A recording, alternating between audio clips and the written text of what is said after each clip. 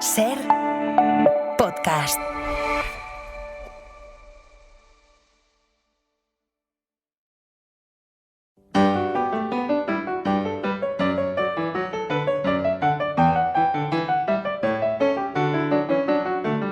Muy buenos días, oyentes de la cadena SER. Seguimos con las 202 emisoras emitiendo simultáneamente y está muy bien que no se haya caído ninguna emisora y de momento no hay ninguna nueva. 202 son las que tenemos en la cadena SER. Cristina García, buenos días. Muy buenos días. ¿Algún día dejarás de decirlo? No, de momento, yo sabes que soy hombre de obsesiones. Ya, pero ya van unas cuantas semanas, unos cuantos domingos. Mira, Julio César Iglesias decía que en la radio la repetición, la rutina forma parte de esta estética nuestra de es que compañía. Habrá gente en las cenas, en las comidas familiares, que lo cuente con mucho chascarrillo. Oye, ¿sabías que la cadena SER tiene 202 emisoras? Edgarita, buenos días. Muy buenos días. Yo estoy de parte de Ortega. Hay Ya que lo seguir sé. ahí hasta que tengamos las mismas antenas que Radio María. Ahí está, ahí está. Oye, tengo un libro aquí impresionante. Vamos a hacer una cosa que nunca hemos hecho, que es ojear el libro, quiero decir. Pero ojear ¿en qué manera? ¿De ojos o de hojas? Sí, sin H. Vale. O sea, Vale. ojear con... Vale. Pero también es ojear con H. O sea, vamos Por eso digo, sí. A ojear en ambos Ojear sentidos. en mayúsculas, Ojear, dejémoslo. sí. Bueno, mayúsculas con H. Bueno, y pero sin puede ser las dos Sí, cosas. claro. Vamos a ojear el libro, lo abro y vamos a ir pasando páginas.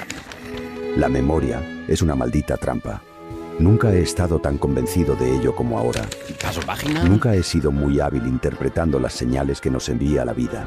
En ese momento, yo ignoraba aún todo lo que estaba sucediendo en Madrid. Paso página. Malditos sean los Médici. Paso página. El sacerdote pasó veloz junto al enorme lienzo que Tiziano pintó para el emperador Carlos V de España. Paso página. El redoble sostenido de una nueva tronada cruzó el cielo de Madrid. El arte había irrumpido para hacernos pensar sobre esas preguntas que nadie sabía cómo responder. Más atrás. ¿Tendrían mis hijos ese superpoder? A ver, yo creo que cualquier ser humano que haya leído o escuchado en este caso, ¿no? Lo que hemos ojeado en esas páginas dirá, yo quiero leer ese libro ya. O sea, Es un buen cebo. Sí, lo hemos hecho bien, digamos que sí. De manera inmediata. Javier Sierra es el autor de este libro. Javier Sierra, buenos días. Me han dado ganas de volver a abrir el libro y releérmelo. Ha dicho, ¿de quién será esto, no? ¿Quién lo ha escrito? ¿Cómo engancha, eh? Estoy chintando una... Pero es que es verdad, el punto donde lo cojas siempre hay una cosa que... El plan maestro. Oye, quiero contar una cosa de Javier Sierra. Antes de nada, queridos oyentes, yo era un niño, nunca hablo de mí, pero en este caso hablo de mí justificadamente porque es una forma de hablar del invitado. Yo era un crío que oía la radio, sabéis que yo siempre he oído la radio toda mi santísima vida, ¿no? Y oía pues todas las emisoras posibles. Y yo escuchaba, siendo un niño, a un señor. Ahora veréis por qué insisto en lo de un señor que me entusiasmaba cómo hablaba, la calidez con la que hablaba, la dicción perfecta con la que decía las cosas. ¿Era tu preferido? Digo, sí, me fascinaba. Digo, qué bien cuenta este señor las cosas. Hasta que descubrí que no era un señor, era un niño como yo. Era un chavalillo como yo, que era Javier Sierra, tío. ¿Cuándo empezaste en la radio, tío? Y que seguramente me pillaste en esa época en la que me disfrazaba para decir que era un señor. Porque en muchos sitios, me preguntaban mi edad y yo siempre mentía, siempre me echaba 4 o 5 años más, porque si no, no me dejaban. Pero Claro. en plan la típica imagen de 3 niños con una gabardina así grande que... Mira, la primera vez, esto es una anécdota, la primera vez que fui a una entrevista de televisión cuando la tele era la tele, es decir, que había 2 cadenas solamente, fue con Isabel Gemio en el 3x4. ¡Oh, 3x4! Sí, en el 3x4, que era un programa mítico de los mediodías que lo veía todo el mundo. Todo el mundo. Bueno, me entrevistaron para hablar de ovnis y claro, pues de repente Isabel Gemio se me queda mirando en el plató directo y me dice, oiga, pero todos los ufólogos son tan jóvenes como usted. Y yo, claro, le tuve que decir, oiga, un respeto, que yo soy mayor de edad. Era mentira. Tenía 17 años. Es brutal. No, es que es verdad, claro. Por eso yo cuando me enteré de tu edad dije, no puede ser. Entonces, ese hombre al que yo escuchaba era un niño como yo. Yo estaba haciendo deberes y cosas y él estaba... La voz, no obstante, la tienes igual. Es la misma voz que has mantenido continuamente. Igual tiene que ver con eso que me preguntabas antes. Oye, ¿cuándo empezaste, no? Yo me puse delante de un micrófono por primera vez con 12 años. Impresionante. Jolín. Pero era esa época, cuidado, nota para directivos de la cadena SER, era esa época en la que había programación infantil en las emisoras. Ahora casi no hay radio dirigida a los niños. Podcast, pero... Exacto, pero también era la época de los grandes hits de la música infantil, Enrique Llana, en fin, todas esas cosas que estaban por todas partes. Y había un programa de radio en mi ciudad natal, yo soy de Teruel, donde invitaban a los niños de los colegios a presentar los fines de semana discos y dedicárselos a sus compañeros de clase. Y un día me tocó a mí ir. Me puse delante del micrófono y mi preocupación entonces no era Enrique Llana, era el Triángulo de las Bermudas. Así que no era un grupo infantil. Que no era un grupo infantil. Así que aproveché ese momento para hablar de tu tema. Para hablar de mi tema y se quedaron tan perplejos en la emisora que me pidieron ir el sábado siguiente. Maravilla. Y al sábado siguiente y al otro. Y cuando llevaba 2 meses de colaborador, digamos, de aquel programa, me dijeron, oye, ¿y no te atreverías a llevar tú el programa? Maravilla. Porque, claro, lo llevaba para mí una señora de 30 años, o 30 y pico, que estaba harta una señora mayor en ese momento. Una señora mayor que estaba harta de hacer programas para críos y dice, bueno, que lo haga este crío, que lo hace bien. Y me quedé haciendo radio. Maravilla. Y aquello, os lo digo de verdad, aquello construyó mi cabeza. Porque vosotros lo sabéis, para hacer un programa de radio tienes que prepararte, tienes que documentarte, tienes que preguntar, tienes que hacer selección musical, tienes que construir un universo de la nada, tienes que aprender a narrar. Claro. Y eso es lo que a mí me convirtió con los años también en escritor. Luego en escritor, por supuesto. Luego tenemos una pequeña sorpresa porque tengo aquí, pero eso será después, una máquina que es de la cadena SER, que es un sintonizador radiofónico del pasado, que tú le pones el nombre de la emisora que quieras y pones también el año y te emite en directo lo que se estaba haciendo ese año en esa emisora. Luego de momento solo lo tenemos nosotros. Es como una máquina del tiempo. De momento es una cosa nuestra, es una máquina del tiempo, un sintonizador. Tal vez con suerte podemos escuchar a ese Javier Sierra con 12 años, pero eso lo ponemos como a veces cebo. No funciona bien, a veces no, si claro, es que eso depende, lo hacemos después. Oye, este libro, El Plan Maestro, de Javier Sierra.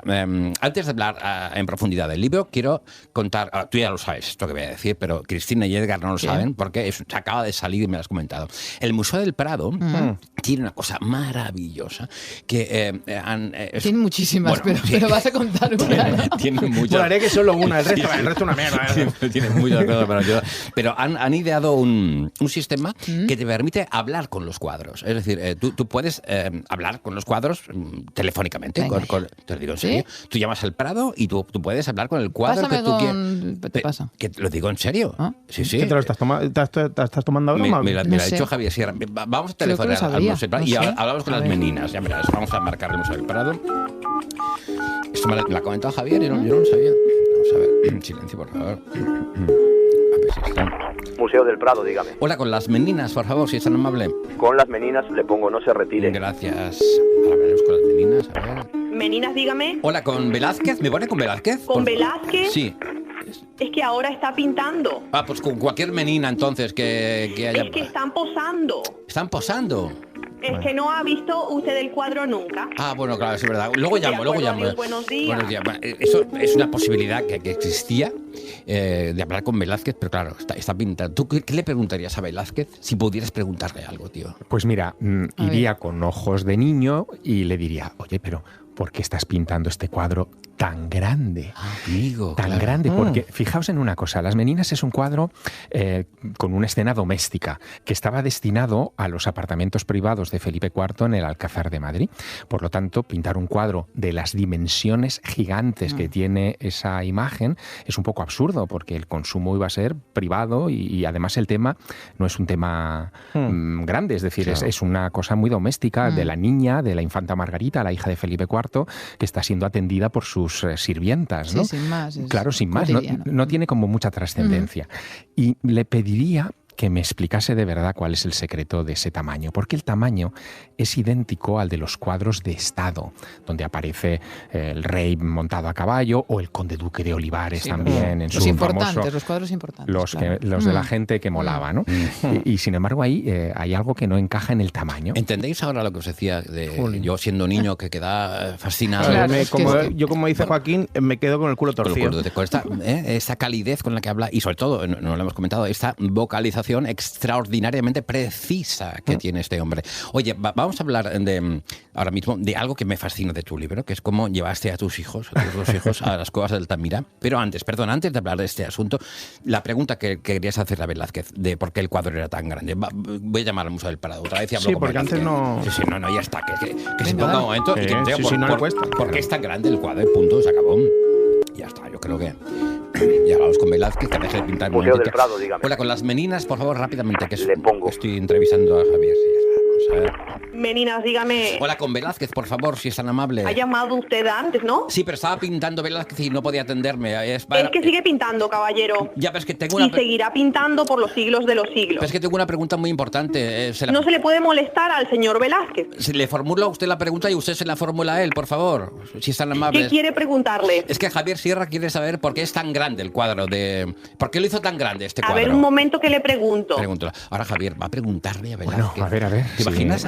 ¿Qué crees que nos dirá? Es impresionante, ¿eh? No lo sé, a ver si quiere decir algo, porque este hombre es en sí misma en su Yo obra creo que, y... yo creo que... Hombre, Ni escucha. Está pitando por los siglos de los siglos. Ahí sí que tiene razón. Oiga. Sí, dígame. Me dice el señor Velázquez que Sí. si quiere obtener respuesta a esa pregunta Sí. o a cualquiera otra similar, que se lea en el libro de Javier Sierra. Ah, vale. Y que no vale, le molesten más, Va. que está pintando una obra maestra. Vale, perdón. Y no llame más. Perdón.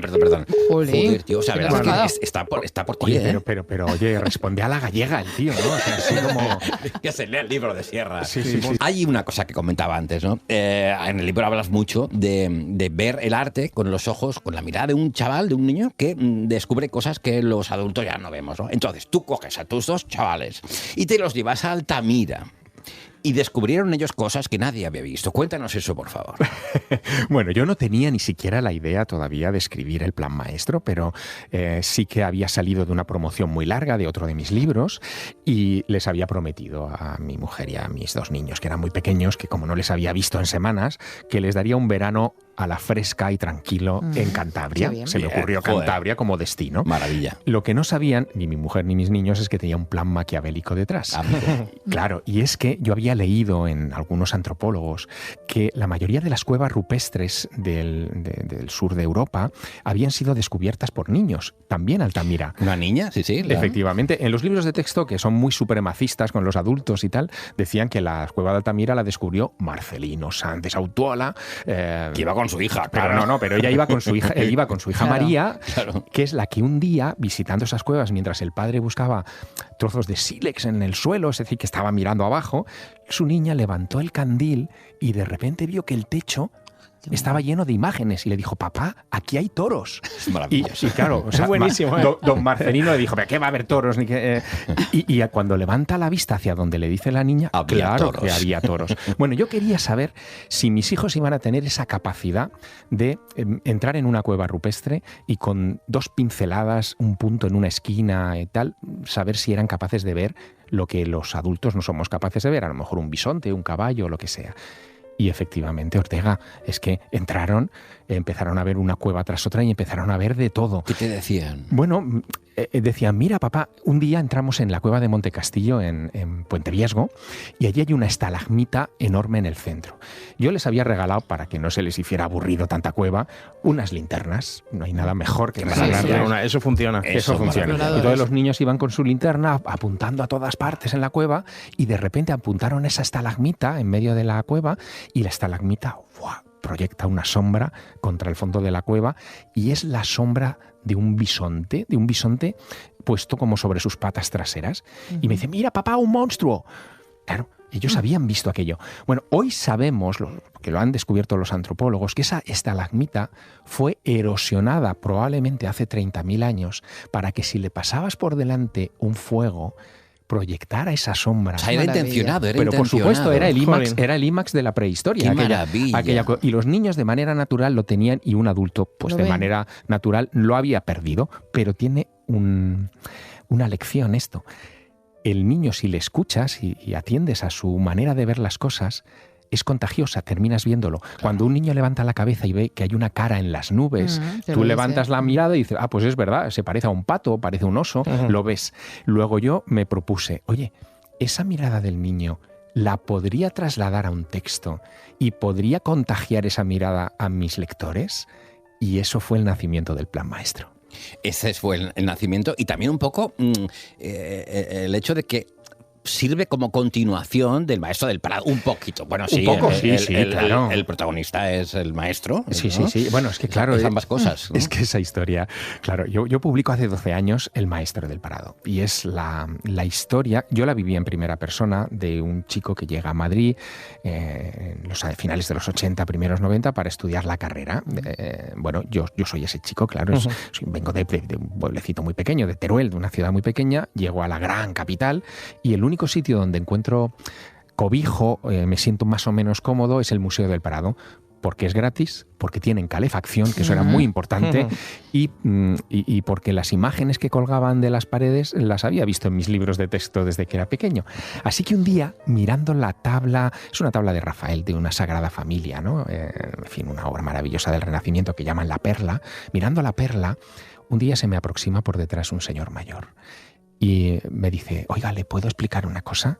Digo, sí, claro, o sea, así como tímido, y el hombre se lanza y me explica durante 40 minutos cómo tengo que leer la pintura. No verla, leerla. Todos los códigos, todas las cosas que me explicó. Yo me quedé tan impactado que cuando se fue, dije, uy, pues no le he pedido el teléfono, no sé, unas señas, no había internet, entonces no había nada. Claro. Y volví al domingo siguiente y no estaba ya. Y no estaba, y al otro, y nunca lo vi. Y aquello se convirtió en una cicatriz emocional. Y claro, luego me hice escritor y las cicatrices emocionales las curamos escribiendo. Hay que sacarlas, sí. Exacto. Así que construí un personaje con ese recuerdo y ese es el Maestro del Prado. No puedo dejar de pensar cuando te miro y te escucho hablar en el chaval de 12 años. Antes hemos dicho que tenemos esta máquina aquí, el sintonizador radiofónico del pasado, que Cristina ha definido muy acertadamente como una máquina del tiempo.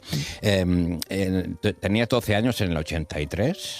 Vamos a encender la máquina. A ver. Bienvenidos al sintonizador radiofónico del pasado. Ya las jugaba, ¿eh? Teclee el año al que quiere desplazarse en el tiempo. 1983. Teclee ahora el nombre de la emisora. Radio Heraldo era, ¿no? Heraldo. A ver. Viajando al año 1983. Me está dando miedo. Radio Heraldo. Como salgas tú, pues es brutal. A ver. Mira, música de la época. Transmite Radio Heraldo. Y con este éxito de Irene Cara que nos llega calentito, terminamos por hoy. Os dejamos con nuestro joven locutor, Javier Sierra.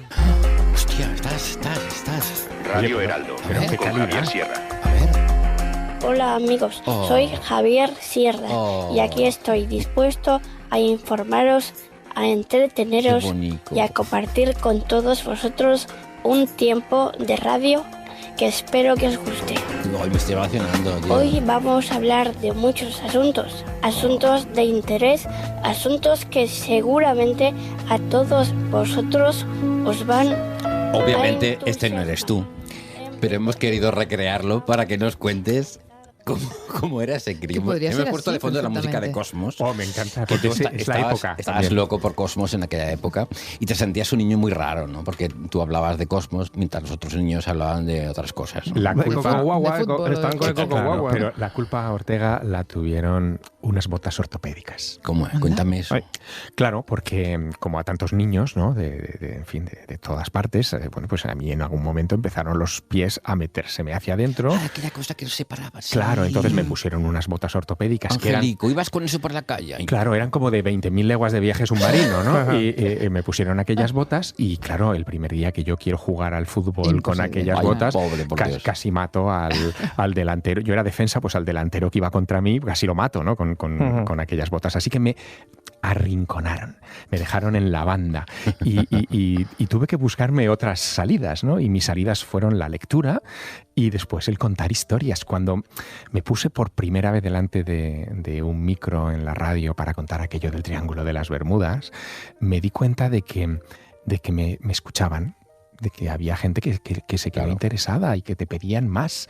Y aquello se convirtió en una responsabilidad. Uy, pues me voy a tener que leer otro libro del Triángulo de las Bermudas para contarlo, estar ¿no? a la altura. Claro. Y eso me llevó a hacerme socio de la Biblioteca Pública de Teruel, porque yo no tenía tantos libros. Que ahora en tiene casa. tu nombre, perdona, que ahora han puesto tu nombre en la biblioteca. Eso es espectacular. Se llama Javier Sierra la biblioteca esa, tío. Eso es espectacular. Te quedaste flipado, ¿no? Me quedé flipado. De hecho, es que en aquellos años 80 abrieron una sección para niños, no la tenían. La biblioteca de Teruel era la biblioteca de los opositores. En Teruel hace frío y lo de hacer oposiciones se nos da muy bien porque estudias y te vas a la biblioteca a estudiar. Y conecté con novelas y con historias, pero también con libros del espacio, de Carl Sagan, etcétera, y ya me enganché con aquella historia. Pues benditas botas ortopédicas, ¿eh? O sea, que han hecho un bien a la literatura. ¿Quién sabe? Quizá no hubiésemos tenido al autor Javier Sierra. ¿No? Tendrías tendrías los pies mal y encima jugaría bien a fútbol, pero exacto, sí. Claro. A lo mejor serías un futbolista de la leche, pero no habrías escrito. Me quitaron el carnet de la Federación. O sea, esto duele mucho. Duele mucho porque no entiendes que la vida te haga eso, ¿no? Y sin embargo, luego la vida tiene estas salidas, no lo entendías, claro. Yo creo que esos mensajes también son importantes darlos en esta época, ¿no? Donde vivimos la frustración como algo que es una meta final, que ya no puedes salir de ahí. Y no, al final no es el camino que tú tomas otro y ese otro te lleva a sorpresas. A mí me ha llevado a esto, ¿no? A escribir. Fíjate, este libro está lleno de misterio. Hay una reflexión que quiero hacerte sobre el misterio. Casi siempre antes los programas de misterio se centraban en asuntos, hablabas tú del Triángulo de las Bermudas, etcétera, ¿no? Pero yo he notado de un tiempo a esta parte que el misterio de los programas de misterio se está desplazando a la ciencia pura. Es decir, que se están dejando de lado los temas tradicionalmente asociados al misterio, casas encantadas, fantasmas, etcétera, y se está viendo el misterio en la misma ciencia de una forma brutal. ¿A qué crees que se debe esto? Bueno, yo creo que hay claro, evidentemente maduramos todos y es verdad que el misterio este de las casas encantadas y tal, pues nos fascina por el susto. Pero cuando maduras, buscas también conocimiento. Claro. Y ese conocimiento te puedes acercar un poquito más a él a través de la ciencia. No quiere decir que te lo revele todo la ciencia, porque hay muchas cosas que se escapan, pero sí que te da ese punto. Pues hemos hablado del plan maestro, pero yo no me quiero ir sin hacer el último intento de hablar con Vázquez. Pero ya te han... O sea, si te han colgado prácticamente, pero Juan yo, Carlos. de verdad, Juan Carlos. Yo no sería bonito acabar hablando con Velázquez. O sea, si el Prado te facilita la posibilidad de que podamos hablar con los cuadros... pero van a pensar que son unos pesados. Cojo el teléfono. Última llamada, ya está. Si no, pues nada. Oye, llámalo Diego, que a lo mejor... A don Diego. Vale, diré don Diego. Vamos a ver. Primero pregunto por las meninas y luego por don Diego. Vamos a ver. Museo del Prado, dígame. Ahora con las meninas, por favor. Le pongo. Gracias. Meninas, dígame. Hola, soy el de antes que quiero hablar con don Diego porque... Mire, vamos a ver, caballero. ¿Qué? Si quiere usted conversar con los cuadros, venga al Museo del Prado y déjese de hostias. Hostia, macho. Oye, con Te lo he dicho. Pero no está mal lo que ha dicho. O sea, si quiere conversar con los cuadros, venga al Museo del Prado. Y sobre todo no quieras verlos todos. Hay que ver uno o dos. Claro, ¿no? selecciona unos pocos. Esto es como... no sé, como un buen plato. O sea, si te ponen 100 platos, no, al final pierdes el gusto. Claro. Tienes que ir platillo a platillo y disfrutando de cada textura. Además que por las tardes creo que es gratis, ¿no? A partir de las 6. A partir de las 6 es gratis. Si eres menor de edad es gratis. Si tienes el carné joven también. O sea, hay muchísimas maneras de entrar en el Museo del Prado. Pues claro un cuadro al día, por ejemplo, 2 a lo sumo. 2 o 3. ¿vale? Oye, vamos a hacer una pausa ahora para la publi y estas cosas. Y después, hoy es día denso, porque vamos a hablar de Sócrates. Después vamos a hablar de Sócrates. Y pedimos a los oyentes que nos llamen, ya les diremos para qué, para hacer un juego sobre Sócrates. Hablaremos de Platón y Sócrates. 900, 100, 800, 900, 100, 800. Es el teléfono para que marquéis, para que lo marquéis. Sí. Sierra, despide a los oyentes y di, nos vamos, hacemos una pausa y luego volvemos. Quiero que lo digas con esa voz que me fascinaba de niño. Ha llegado el momento de hacer una pausa, la pausa en la que vas a memorizar y metabolizar todo lo que te hemos contado, y en un rato nos volvemos a encontrar.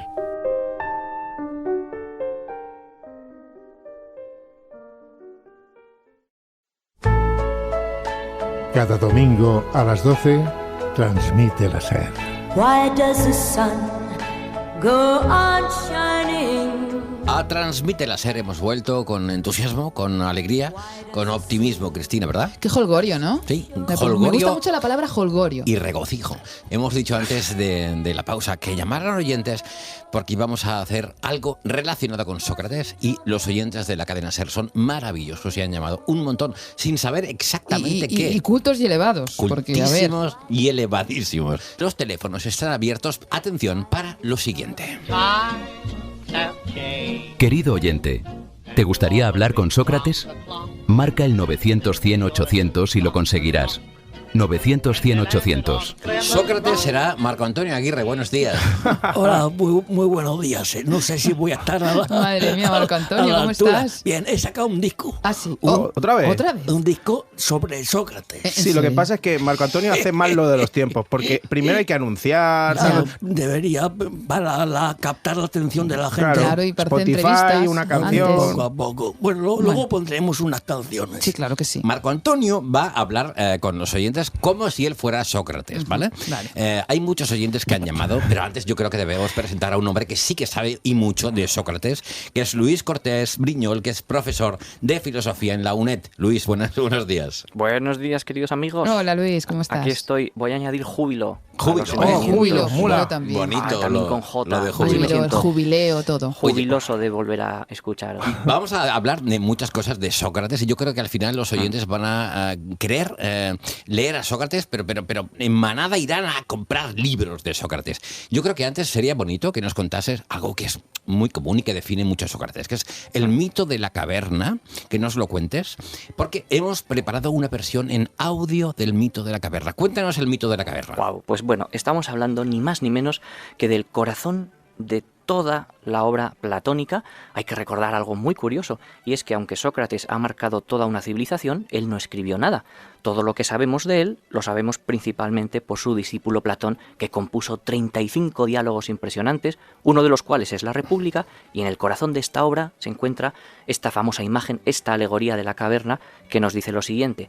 Imaginad una situación en la que unos prisioneros están amordazados de manos y pies y solamente pueden contemplar un muro en el cual se proyectan las sombras de unas figuras. Ellos ignoran que esas figuras están compuestas por el paso de la luz de una hoguera a través de unos objetos ficticios que van moviendo unos tramoyistas a modo de teatro de guiñoles, pero ignoran por completo el mundo exterior a la caverna, ignoran que las sombras son toda la realidad que ven, pero por supuesto no toda la verdad. Ese momento culmen es cuando uno por casualidad se libera, sale fuera de la caverna y descubre la realidad misma. Y eso es una alegoría de lo que podría, según Platón, pasarnos a todos, ¿no? Que lo que vemos ahora no es más que un reflejo de algo que está en un mundo precioso de las ideas. Como siempre, Luis, hemos escuchado este mito de la caverna, esta alegoría de la caverna en versión visual, con sombras y con fuego y hogueras y tal.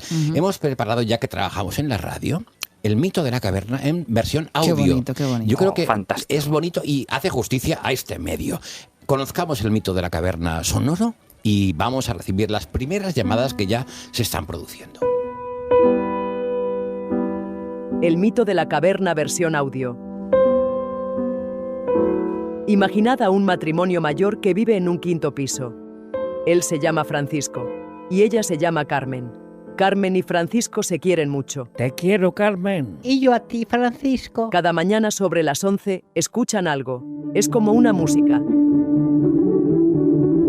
A Francisco y a Carmen les encanta esa música. ¡Qué maravilla! Es maravilloso, sí. Proviene del piso de arriba, donde un cuarteto de cuerdas ensaya cada mañana.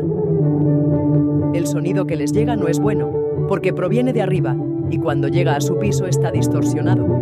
Pero como Carmen y Francisco jamás han oído un cuarteto de cuerdas, aquella música les parece preciosa. Es la mejor música del mundo. Por supuesto que sí. Una mañana, decidieron ir al piso de arriba para felicitar a los músicos. Venga, subamos. Vale. Carmen fue incluso a la peluquería y Francisco se afeitó y se perfumó. Está guapísima. ¿Tú también? Cerraron la puerta de su casa. Subieron las escaleras y llamaron a la puerta de los vecinos. A ver. La música se interrumpió. Ay, han parado. Alguien les abrió la puerta. Hola, buenos días. Hola, somos los vecinos de abajo que venimos a felicitarles por la música que tocan. La chica que abrió la puerta era una de las violinistas que les invitó a pasar. Ah, pues pasen, que nos oirán tocar. Francisco y Carmen se sentaron en el sofá y el cuarteto de cuerdas empezó a tocar. Carmen y Francisco se quedaron de piedra. ¡La hostia! Aquella música, escuchada allí mismo, era todavía más hermosa. Y este es el mito de la caverna en versión audio. Tal vez la belleza que encontramos en la vida no sea más que un reflejo distorsionado de la belleza real que existe en el mundo de las ideas.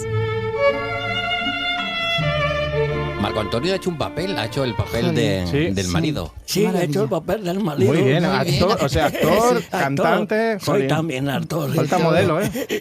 No te vas a jubilar, Marco Antonio. Uy, vale. No hace falta que te rías de esta manera. Cuando lo goza, lo Luis Cortés Briñol, ¿te gusta esta versión de audio del mito de la caverna platónica o de la alegoría de la caverna platónica? Me ha parecido precioso. Es una innovación filosófica. Claro. Pues fijaos. Podrías utilizarlo para tus alumnos. Ah, claro. Esto me ha encantado. Claro, me ha gustado mucho. Además, la idea de que uno pueda oír la verdad. Claro, escucharlo y no verla. Oye, potente, ¿no? Las llamadas se están produciendo. Marco Antonio, ¿estás preparado para convertirte en Sócrates? Absolutamente preparado. Nos llama un oyente que se llama Pablo y nos llama desde Santander. Pablo, buenos días. Hola, buenos días. ¿Cómo estás, Pablo? Bueno, un poco nervioso. A ver con qué salís. Oye, ¿tú sabes que Marco Antonio va a encarnar a Sócrates? Sí. Oye, luego seré Sócrates, Pablo, ¿de acuerdo? Sí, de acuerdo. Tienes que decirnos una cosa, Pablo. Piensa en el partido político al que tú votas. ¿Votas a algún partido político? Sí, voto siempre. Vale, ahora te pedimos que pienses en el partido político más alejado ideológicamente al que tú votas. Vale. Lo tienes pensado, ¿no? Lo tengo. Vale, ahora te dejo con Sócrates. Pablo, venga, vente conmigo que vamos a pasear por este parque. Perfecto. Oye, tengo entendido que tú votas a un partido político, ¿no? Sí. Y ese partido político, ¿tú crees que está más cerca de la justicia que el partido contrario, no? Hombre, sí, no tengo ninguna duda, está más cerca, sí. ¿Y alguna vez has pensado que una cosa era verdad y luego te has dado cuenta de que no lo era? Sí, más de una vez me ha pasado, de hecho. Por ejemplo, yo que sé, ¿alguna vez has pensado que alguien te quería mucho y luego has visto que a lo mejor no te quería tanto? Sí, me ha pasado y además no hace mucho de esto. Vaya, ¿que te ha pasado un desengaño amoroso? Sí, se podría decir que sí. ¿Tú creías que esa persona te amaba? Exacto. No tenías ninguna duda de eso. Convencido del todo. En ese momento totalmente convencido. Es decir, que lo que pensabas de esa persona estaba equivocado. Totalmente. Luego me di cuenta que totalmente equivocado. Y dime una cosa, si una persona te puede engañar, ¿también te pueden engañar dos personas? Sí, claro que pueden engañar dos personas, ¿no? ¿Y tres personas te pueden engañar? También. ¿Y si puede engañarte una persona y dos y tres, también pueden engañarte cientos? Sí, supongo que sí, también cientos me pueden engañar. Un partido político está formado por cientos de personas, ¿no? Sí, no sé cuántos, pero cientos seguro. Por lo tanto, si cientos de personas podrían engañarte y un partido político está formado por cientos de personas, entonces de esto se deduce que un partido político también podría engañarte. Hombre, ya sé por dónde vas, pero el partido político que yo voto yo creo que no me engañaría. La persona que te decía que te quería y luego viste que no te quería, ¿también pensabas que esa persona no te podría engañar nunca? Sí. Bueno, pensaba que no me engañaría, por eso la decepción fue la hostia. Entonces, si una persona que pensabas que no te engañaría te engañó, también pueden engañarte dos y tres y cientos, ¿no? Sí, por desgracia, sí. Y los partidos políticos están formados por cientos de personas, decíamos. Sí. Entonces, un partido político que crees que no te puede engañar, también podría engañarte. Sí, también podría engañarme, sí, desde luego, sí. Pero antes me has dicho que tu partido político no crees que te engañaría. Sí, lo he dicho, pero creo que estaba equivocado. Antes has dicho que tu partido político está más cerca de la justicia que el partido contrario. Sí, he dicho eso, es verdad. Pero ahora me has dicho que podría engañarte. Sí, exacto, Marco Antonio. O sea que tu partido político a lo mejor no está más cerca de la justicia que el partido contrario. Pues a lo mejor sí. Pues me ha gustado mucho hablar contigo, Pablo. Y a mí también. Oye, Marco Antonio Sócrates, me ha parecido impresionante. Luis Cortés Briñol me ha sorprendido mucho. Creo que Marco siempre ha llevado un filósofo dentro. Y lo mejor es que una vez que ha desarticulado al otro, bueno, pues buenos días, ¿no? Claro, sí, vaya usted con Dios. Ríete tú de Alsina, ¿eh?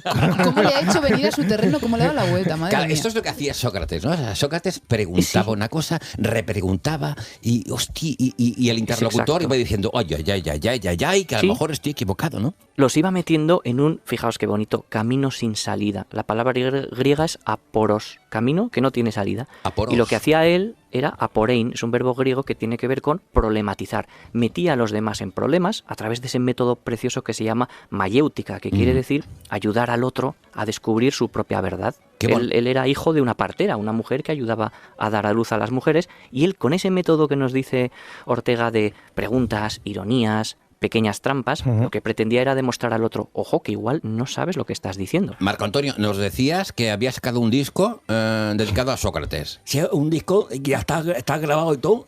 Ha habido una grabación en directo. Y lo has traído, ¿eh? Lo podemos escuchar. Sí, estaría bien que te equivocaras si fuera Sócrates el futbolista. No, el filósofo. Tenemos aquí una promoción del disco. Ponlo. Oh, baby. Ya está a la venta el nuevo disco de Marco Antonio Aguirre. Disco dedicado a Sócrates. Si piensas que todo lo sabes, si piensas que tienes la verdad, tal vez deberías leer un poco a Sócrates. Oh, Sócrates. Oh, Sócrates. Marco Antonio te lo dice muy claro. Si piensas que todo lo sabes, si piensas que tienes la verdad, tal vez deberías leer un poco a Sócrates. Oh, Sócrates. Oh, Sócrates. Pero qué maravilla, si piensas que tienes la verdad. Me ha gustado. ¿Os ha gustado la canción? Me ha encantado. Corte Briñol, ¿qué te parece como la canción de Sócrates? Me gusta muchísimo. Es brutal, es un nuevo hito. Bueno, al final las mejores baladas las hacen los heavy. Es verdad. Continuamos con los teléfonos abiertos. No es habitual hablar con Sócrates en la radio, pero en la cadena SER lo hemos conseguido. Marca el 900-100-800 y conversa con el genio griego en directo. Bueno, 900-100-800. Sí. Más que con el genio griego, con Marco Antonio, que encarna al genio griego. También es un genio, no griego, pero bueno, de aquí. Vamos a ver, Luis Cortés Briñol, qué diálogo va a mantener Marco Antonio Aguirre con la siguiente oyente, que se llama Fátima, y nos llama desde Zaragoza. Fátima, buenos días. Hola, buenos días, chicos. ¿Cómo estás, Fátima? Bien contenta porque he llamado varias veces, es la primera vez que puedo participar, pero me da un poco de miedo que me hagáis el lío. No te preocupes porque, bueno, ya has visto de qué va. Marco Antonio se va a convertir en Sócrates y va a conducirte con sus preguntas y su mayéutica, a ver hasta dónde te conduce. ¿Qué necesitas saber de esta oyente, Marco Antonio? No, necesito que me digáis, por ejemplo, si hay alguna película que haya visto ella, la Fátima, que le parezca una mierda. Bueno, vale. ¿Hay alguna película, Fátima, que hayas visto y que te parezca, con perdón, una mierda? Sí, últimamente he visto una que no me ha gustado nada, que es Emilia Pérez. ¿Emilia Pérez no te ha gustado nada? Nada. Creo que es mala, sin más, pero no me parece una buena película. Vale, pues entonces Marco Antonio te va a llevar por un jardín lleno de pajaritos, ¿vale? Acompáñale, ¿vale? A ver a qué conclusión llegáis. Ven conmigo, Fátima, hija, dame la manica, vamos. Yo te acompaño, Sócrates. Me han dicho, Fátima, que hay una película que has visto de la Emilia Pérez que dices que es mala. Sí, la he visto, la vi hace 10 días, no me ha gustado nada. Es mala, tampoco te voy a decir que es lo peor que he visto en mi vida, pero es mala, sin más. También me han dicho que hay personas a las que esa película les ha parecido buena, ¿eh? Bueno, claro, para gustos colores, pero alguna habrá, pero yo creo que están equivocadas. ¿Y por qué crees que están equivocadas? Porque la película es mala. objetivamente, es mala. ¿Y te ha pasado alguna vez, Fátima, al revés? Quiere decir, que tú defiendas que una película es buena y otras personas digan que es mala. Sí, claro, a veces me ha pasado. No todo le va a gustar a todo el mundo igual. ¿Y qué piensas de esas personas que no entienden de cine? No tiene por qué, pero que están equivocadas seguro. ¿Crees que esas personas son menos inteligentes que tú? No, tampoco digo eso. Oye, Fátima, ¿tú usas la inteligencia para saber si algo es verdad o es mentira? Sí, claro, uso la inteligencia, sino para cómo lo puedo diferenciar. ¿Y ellos también usan la inteligencia para saber si algo es verdad o mentira? Claro, imagino que todas las personas funcionamos de la misma manera. Entonces, si personas con una inteligencia similar llegan a conclusiones opuestas sobre la misma película, no puede ser, Fátima, hija mía, que no estemos hablando de una verdad universal. Bueno, claro, ahora que lo dices puede ser. Y si no es una verdad universal, tal vez no sea una película mala, sino una película que a ti te pareció mala. Sí, claro, es posible. Me pareció mala. Entonces, decir que una película es mala no sería tanto un juicio objetivo como decir a mí no me ha gustado. Puede que sí, claro. ¿Dónde viste la película, Fátima? ¿Dónde la viste? En el sofá, en casa. ¿Estabas sola? Sí. ¿Recuerdas si estabas de buen humor, Fátima? No fue el mejor día, la verdad. ¿Qué te pasó, hija? Bueno, problemas laborales, problemas sentimentales, esos días que es mejor no levantarse de la cama. ¿Y tú crees que eso te pudo haber influido? Es posible, claro. ¿Y te ha pasado alguna vez con una película que no te gustó la primera vez, años después dices, coño, pues es buena? Sí, me ha pasado alguna vez, sí. Con el paso del tiempo como que cambias a veces de gusto. Entonces, si la película es la misma, la película no cambió, ¿qué es lo que cambió? Pues supongo que cambié yo. Y si tú cambias, puede que otros también estén en momentos distintos, con miradas distintas, y por eso vean otra película dentro de la misma película.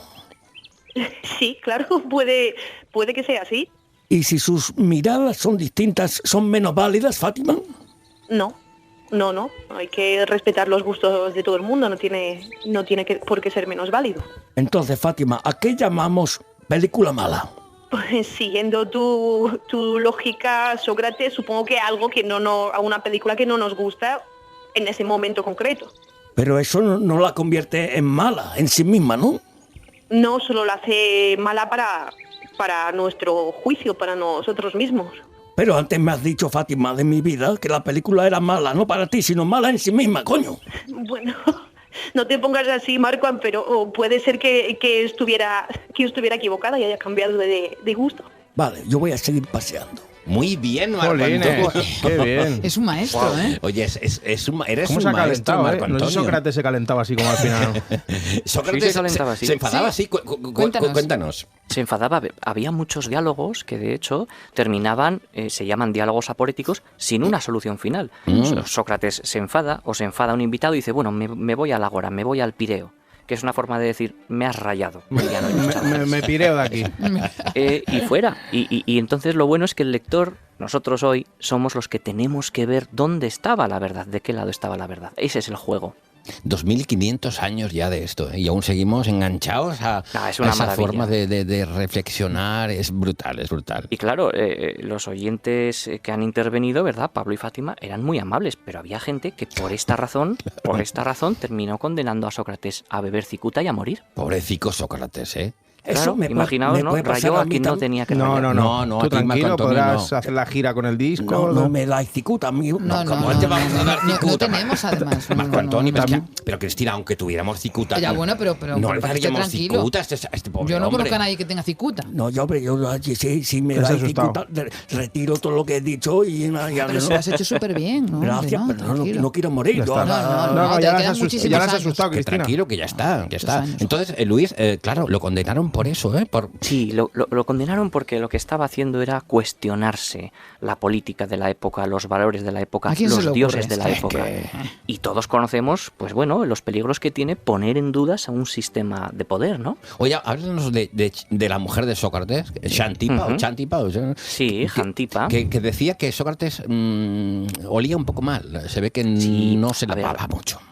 Realmente Sócrates, si tenemos que hacer caso de esos historiadores de la época, era un hombre pequeñito, de vientre prominente, ojos saltones, tenía una nariz muy respingona y no le daba demasiada importancia al aspecto ni a la higiene. Él no cobraba por sus discursos y por eso ponía muy nerviosos a los sofistas, que eran sus grandes enemigos, que cobraban grandes cantidades de dinero por decir cómo había que gobernar a la ciudad-estado. Y claro, cuando tú empiezas a corromper, que es una de las acusaciones que recibió, a los hijos de los grandes políticos, hasta el punto de que se cuestionaban cómo había que vivir, entonces Sócrates se convirtió en un problema para Atenas. Qué decepción, porque yo a los griegos, a los filósofos, me los imagino como los dioses griegos. ¿Así? Y entonces me imaginaba a Sócrates físicamente, pues imagínate, como las estatuas griegas estas claro. Y los sofistas vendría a ser lo que ahora es un coach de estos de diploma, ¿no? Sí, ¿no? Sería efectivamente, eso, ¿no? Un coach, un político muy reputado, ¿no? Alguien que es capaz de engatusar a las masas. Pero, claro, llegaba Sócrates, que recibió no por ello el nombre de Tábano de Atenas, porque iba picando, iba molestando, como nuestro amigo Marquand, por molestar a las personas, en el fondo, por hacer pensar a la gente. Lo mataron por filósofo. Yo tengo otra canción. Hay más canciones del es un disco, claro, Juan Carlos. Claro, es un disco. Claro. ¿Cuántas canciones hay? Hay 10 canciones. ¿Vas a poner las 10? ¿Y todas sobre Sócrates? Todas son sobre Sócrates. Jolines. Pero esto, Madre mía. A ver, mucha salida, Cristina Edgar, no creo que tenga un disco. Bueno, quién sabe. Bueno, sí. Ahora están buscando cosas nuevas en los 40 ahora.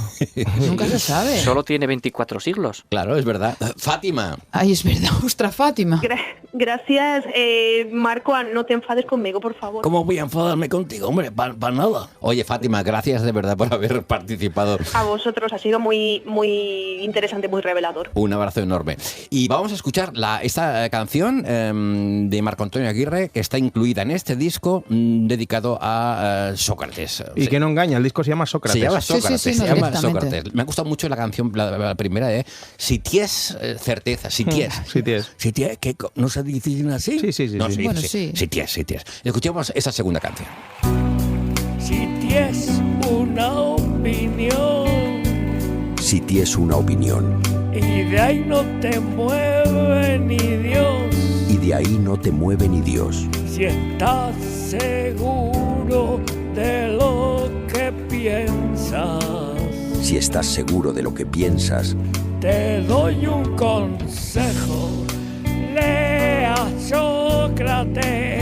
lee a Sócrates, nuevo temazo de Marco Antonio Aguirre. Lea Sócrates. ¿Qué libro recomendarías a los oyentes que no se hayan acercado aún a Sócrates? El primero que tienen que leer, de Platón. Mira, el primero que tienen que leer, para mí, se titula Apología de Sócrates, que es cuando Platón narra cómo Sócrates se defiende en ese juicio de las acusaciones que le hacen, aceptando la muerte, porque de alguna forma huir habría sido cobarde, y aunque la ley sea injusta, él era un hombre de honor y acepta que debe morir porque lo que no está dispuesto a hacer, y se lo ofrecieron, era dejar de filosofar. Eso a mí no me va a pasar, ¿no? Que no, No, ha quedado hombre, claro no. que no. Tú no te No, han acerques a cambiado los cerdos y ya tiempos. está. Nadie te va a matar, de verdad. Es que Luis Cortés Briñol, lo que sí que he notado es que, por ejemplo, nos decías que algunos de los interlocutores de Sócrates se enfadaban, pero había muchos que sí que tenían paciencia y tal. ¿Tú crees que en el mundo de hoy, que todo el mundo cree que su idea es la verdad absoluta, un Sócrates habría encontrado a gente con tanta paciencia como para seguir sus razonamientos, o lo haría mandar a la mierda al momento? Qué bueno. Sí, yo creo que hoy en día, con la crispación que existe en el mundo, la cantidad de referencias culturales, las redes sociales, las pantallas, hoy en día yo creo que más que haberle insultado, incluso haberle pegado, como hicieron con el pobre Sócrates real, al que no menospreciaban por pesado, hoy habrían pasado directamente. Habrían cambiado a ver quién es el siguiente filósofo que aparece haciendo scroll, ¿no?, en la pantalla. Joder. Yo creo que Sócrates se habría convertido en un motivo de burla. Pero bueno, afortunadamente su legado sigue, incluso aunque no nos enfrentemos a un Sócrates o a un Marquand, sigue haciéndonos pensar, ¿y si no estoy en lo cierto? ¿Dices que le pegaron? ¿Físicamente Sí. le pegaron? Sí, tú ten en cuenta que al final lo que estaba haciendo era incomodar. Él se dedicaba a acercarse a esas personas que cobraban, por ejemplo, por hablar de la belleza o de la justicia. Y entonces empezaban estos diálogos, como muy bien ha reproducido Marco Antonio, hasta que el que cobraba por enseñar qué es la belleza quedaba expuesto como alguien que no tenía ni idea de qué es la belleza. Y claro, esto no era grato. Lo mínimo que recibía era un insulto. O le pegaban directamente. Le pegaban. Oye, pues nada, recomendamos a todos los oyentes que se acerquen a Sócrates, que mira, es la primera vez que podemos decir sin miedo a nada ilegal, que se lo descarguen gratis, porque aquí, está en la red gratuitamente. Como han pasado más de 70 años de la muerte. En esto la piratería funciona con Sócrates. Pueden leérselo gratuitamente. Déjame decir una cosa, Juan Carlos, que me acabo de acordar. Estoy pensando en mi selectividad. Hace 20 años ya, lo cual dice ya de mi edad bastante. Bueno, el tema era el examen de filosofía, a escoger 2 filósofos, Platón o Kant, y a desarrollar un tema. Digo, lo tengo Platón, clarísimo. ¿no? Platón, Sócrates. y desarrollé, la teoría, el mito de la caverna. Ay, qué bonita. Y saqué un 9. No recuerdo en qué pude fallar, pero saqué un 9. Qué orgulloso estoy de mi hija, la Cristina. Al final, Marco, a todo va. Vamos a despedir el programa. Acaba de entrar Sergio Picón. ¿Cómo está, Sergio? Bien. Estoy alucinado, porque ha habido mucha sorpresa. O sea, pensabais que Marco Antonio era solo un cuerpo escultural y una voz aterciopelada. Hay un buen cerebro ahí detrás. Han llamado muchos oyentes, ¿no? Que querían hablar con Sócrates, ¿no? Sí, creo que se les han quitado las ganas. Viendo la energía que trae ella, creo que se les han quitado las ganas. Vamos a despedirnos. Que hoy sea Luis el que despida el programa, ¿vale? Tienes que decir, Luis, mira, más o menos. Para la semana que viene. Con tus palabras, Nos vamos, volveremos el domingo que viene a las 12:05 aproximadamente, después del Gran del Pino. Bueno, ya está, por favor, está. no nos fallen y estén aquí. Muchas cosas. Lo que tú quieras. Venga, adelante. Venga, pues al estilo socrático, ¿no? Vamos a decir que les esperamos a todos ustedes atentos, que nos presten la atención, porque la atención no se regala, se presta, y si no nos la merecemos, tendremos que devolverla. Y aquí seguiremos en Cadena SER. ¡Que viva la filosofía! Why does the sun go on shining? Transmite la SER. Why does the sea rush to shore? Los domingos de 12 a 1. Don't they know it's the end of the world? 'Cause you don't love me anymore. Yes. Why do the birds go on singing? Why do the stars glow above? Don't they know it's the end of the world? It ended when I lost your love. I wake up in the morning and I wonder why everything's the same as it was. I can't understand, no, I can't understand how life goes on the way it does. Why does my heart go on beating? Why do these eyes of mine cry? Don't they know it's the end of the world? It ended when you said goodbye.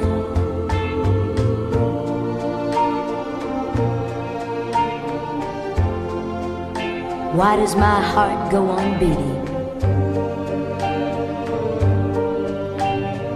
Why do these eyes of mine cry? Don't they know it's the end of the world? It ended when you said goodbye.